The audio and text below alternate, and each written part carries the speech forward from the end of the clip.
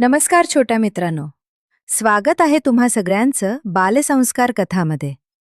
आज आपण ऐकणार आहोत एक खूपच छान गोष्ट, सिंह आणि उंदीर. चला तर मग गोष्ट सुरू करूया. उन्हाळ्याच्या दिवसात एक सिंह एका आंब्याच्या थंड छायेत सुस्त निजला होता. तेथे त्यास उंदरांनी फार त्रास दिला. त्यामुळे जागा होऊन त्याने पंजात एक उंदीर धरला आणि त्यास आता फाडून टाकणार इतक्यात त्या उंदरानं त्याची प्रार्थना केली. महाराज, आपण थोर, सर्व श्वापदांचे राजे, मी आपल्यापुढे केवळ रंक.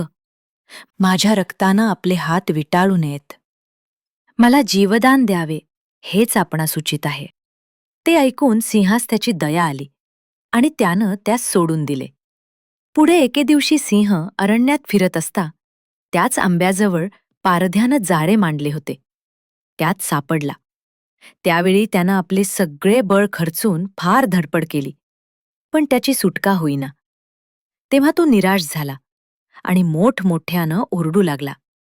ती ओरड ऐकून तो उंदीर त्या ठिकाणी आला आणि सिंहास म्हणाला, "राजा, भिवू नको, स्वस्थ बस." इतके बोलून त्यानं आपल्या दातांनी ते जाळे कुरतडले व सिंहाची सुटका केली. कथेचे तात्पर्य: जे मोठे आहेत त्यांचेही एखादे मोठे काम लहानाच्या हातून एखादे वेळी होते. यासाठी कोणास क्षुद्र समजून त्याचा उपहास करू नये किंवा त्यास दुखवू नये.